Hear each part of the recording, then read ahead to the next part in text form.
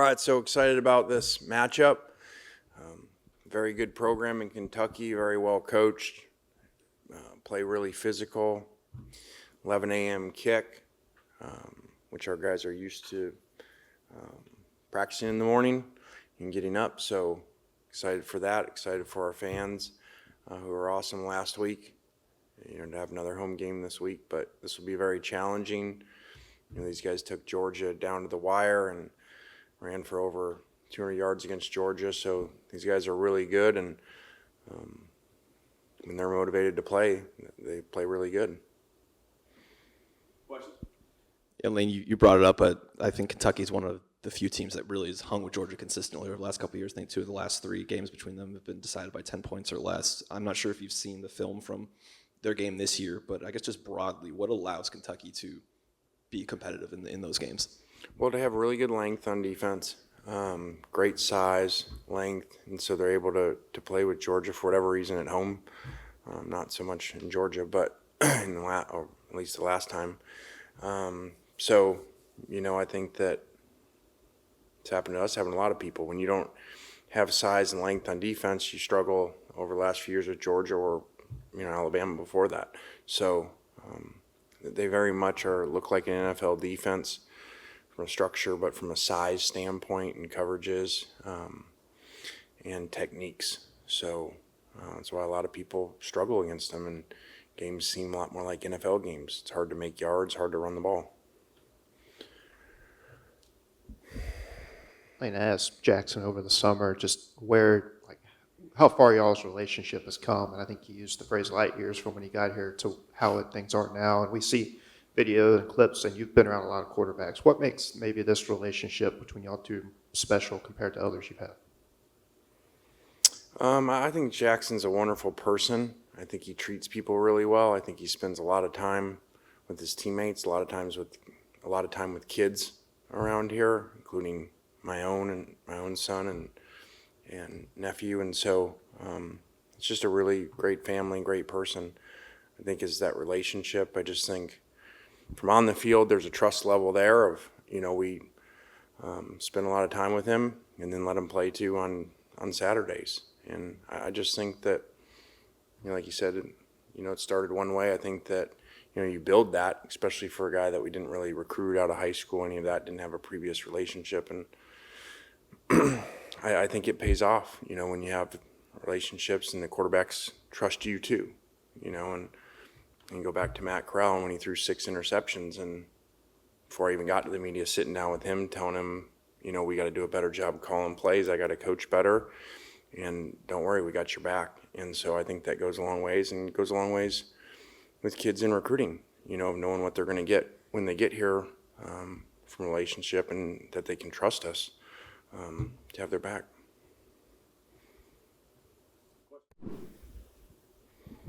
Lane, you mentioned the team was taking a lighter practice approach during spring and fall camp. Just after 4 weeks, how do you think that's translated? Well, I think we're going to find out more here starting Saturday. No disrespect, like I said on the call, but, statistically, the teams we've played and defenses we played, have struggled this year. And so we're going to find out a lot more about that. So that's why I'm not making big statements about where we're ranked, or how good we are on offense or defense. I've said we've got a chance to be really elite and really good, but we're going to have to prove that against bigger and better players. First early game this year, just preparation, crowd-wise, do you have a preference on these kickoff times of when you guys play? Yeah, it is what it is. They dictate them, we don't pick, and I wish for our fans, they'd give us night, SEC games, because I just know our fans love it and the energy, and so it is what it is, and we can't control it. So we've played really well during the day, and we've really played well at home in general for a number of years. So hopefully we do that again. And do you feel good about JJ playing this weekend? I do, yeah. Lane, obviously this week is when player availability reports start rolling in for you guys. I know you haven't had a chance to fill one out yet, but just based on what you've known about it, how similar is it to the NFL? And your thoughts on that? I mean, again, it is what it is. I don't think the system was broke, so I was hoping we didn't change it just because I didn't feel there was, enough reasons to, but it is what it is. I think we report one more day even than the NFL does, I believe, in the amount of days we have to report, but it is what it is, and I haven't even figured it out yet, so we're going to meet before whenever it is, Tuesday, Wednesday, and figure it out. Broadly, Lane, I guess not so much exactly about Kentucky, but switching from non-conference to SEC play, you talked about the margin of players slimming up, your talent versus their talent. Do you mostly see that in, line of scrimmage, offensive and defensive line, or where will we most see the evening up as Kentucky comes and then SEC play? I think the length that you see, the front sevens in the SEC on defense over time have always been better, really, than everywhere, any other conference. And I've said that a long time ago at Tennessee when we got there, that it was like every week, felt like in the SEC you were going to play a really unique, at least one really unique high draft pick type of front seven defensive player. So, this is a good example of it. With this inside guy, that's a problem. And I think he's 6'7", 330, and can rush. So he would be a perfect example of SEC type of problem players in the front. We'll take questions up top. Lane, you were talking about Jackson earlier and, the person that he is and y'all's relationship, but how have you kind of seen him evolve? Because we've seen it, from afar, how much better he's gotten on the field, but how have you seen it kind of behind the scenes when it comes to his improvement, and what have been some of the biggest factors that have led to him taking such a, step up? I think he's really physically improved through a lot of work in all areas. His body, his feet, his arm. The guy's relentless in his pursuit at being great. Obviously in the film room and the studying and how smart he is and how much time he takes, but the time he takes as a player, but the time he works on his own game, we give him some days off, sometimes in the summer and during the breaks, and he's usually flying somewhere to go throw. So he's always working, trying to get better. And you talked about it a little bit earlier about the defenses that you faced.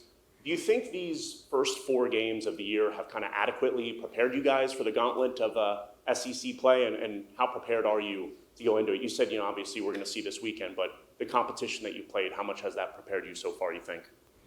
I'm a realist. I don't think our opponents have really prepared us for the SEC play. What my hope is our practice in our fall camp has prepared us, because we play against really good players on both sides of the ball. So defensively, we play against really big linemen, and same the other way around. So schedule would not, it is what it is.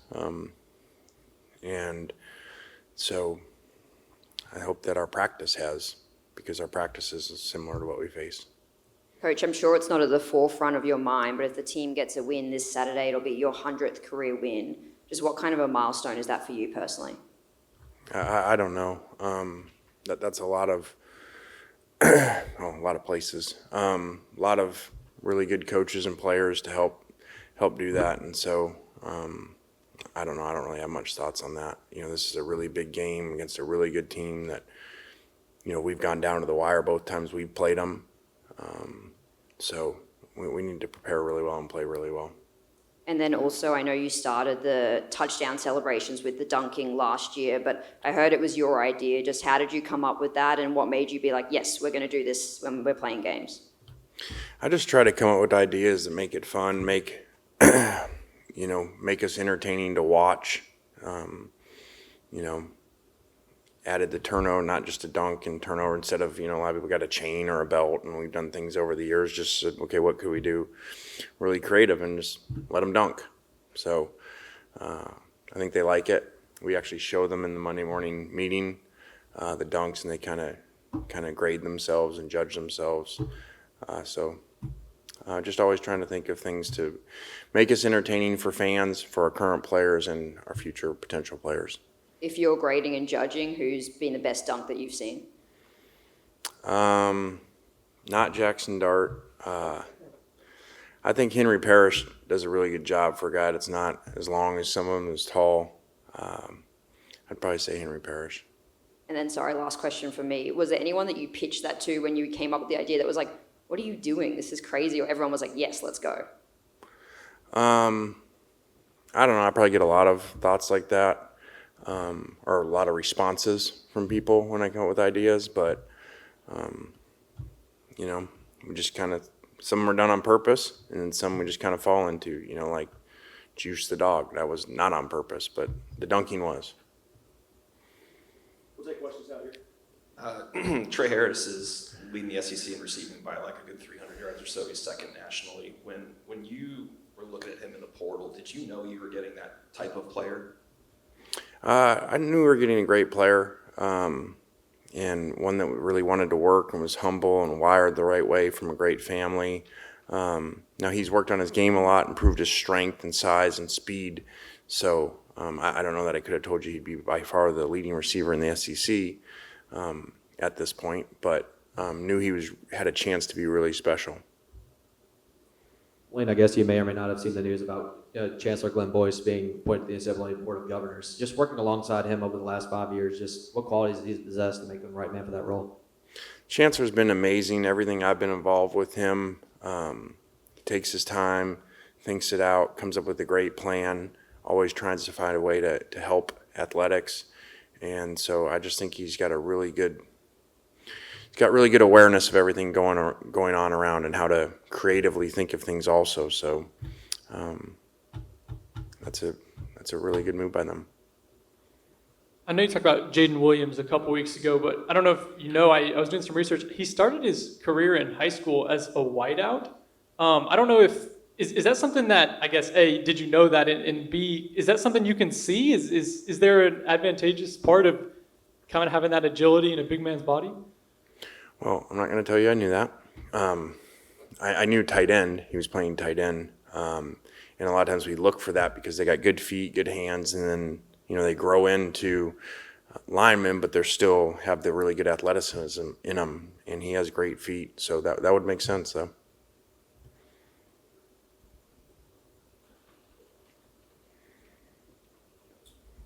You guys have been rotating a lot through the first 4 weeks on the offensive line. Do you anticipate that rotation continuing into conference play? Yeah, it's been, you know, hampered by the injuries with 3 interior players that are really good players that weren't available last week and have been hurt. So I actually think as we get healthy, we'll actually even rotate more and improve that. Anything else for Coach? All right, guys, have a good week. Thanks.